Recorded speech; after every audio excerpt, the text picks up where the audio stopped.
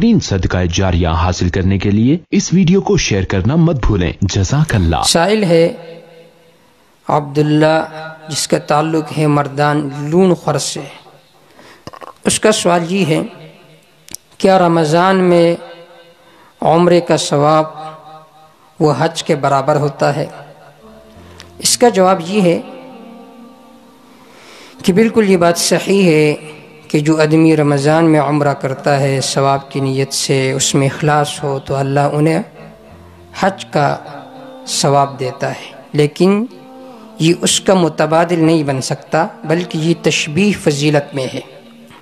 حضرت عطا فرماتے ہیں، سمعت ابن عباس رضی اللہ عنہما یخبرنا یقول، کہ ہم نے ابن عباس رضی اللہ تعالیٰ عنہ سے سنا کہ وہ ہمیں خبر دیتے تھے کہ آپ صلی اللہ علیہ وسلم نے فرمایا لامرأۃ من الانصار، انصار کی کوئی عورت تھی، ان سے فرمایا کہ سما ابن عباس فنسیت، اور راوی فرماتے ہیں کہ ابن عباس رضی اللہ تعالیٰ عنہ نے اس عورت کا نام بھی ذکر کیا لیکن میں بھول گیا ہو۔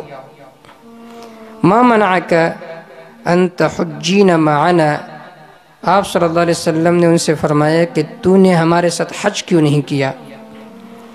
تو قالت کان لنا نازح فرکبہ ابو فلان و ابنہ، تو انہوں نے کہا کہ ہمارے پاس ایک سواری تھی، اس پر میرا بیٹا اور شوہر سوار ہو کر چلا گیا، وترک نازحا ینزح علیہ، اور ایک سواری چھوڑ کر چلا گیا ہے، اور اس اونٹنی کے ذریعے سے ہم اپنے جو باغ ہے اس کو سیراب کرتے ہیں۔ تو آپ صلی اللہ علیہ وسلم نے فرمایا فَإِذَا كَانَ رَمَضَانَ اعْتَمِرِي فِيهِ فَإِنَّ عُمْرَةً فِي رَمَضَانَ حَجَّةً او نحو مما قال، رواہ البخاری۔ آپ صلی اللہ علیہ وسلم نے فرمایا کہ آپ رمضان میں عمرہ کریں، کیونکہ جو آدمی رمضان میں عمرہ کرتا ہے تو اس کو حج کا ثواب ملتا ہے۔ تو اس سے معلوم ہوا کہ رمضان میں عمرے کا بہت بڑا ثواب ہے۔ حضرت شاہ ولی اللہ رحمہ اللہ نے حجت اللہ البالغہ میں اس کی وجہ ذکر فرمائی ہے۔ انہوں نے فرمایا کہ دیکھیے، حج میں دو باتیں ہیں، ایک ہے شعائر اللہ کی تعظیم، اور دوسری بات ہے لوگوں کا اجتماع، کہ بہت سارے لوگ جمع ہو جاتے ہیں مشرق و مغرب سے، شمال و جنوب سے۔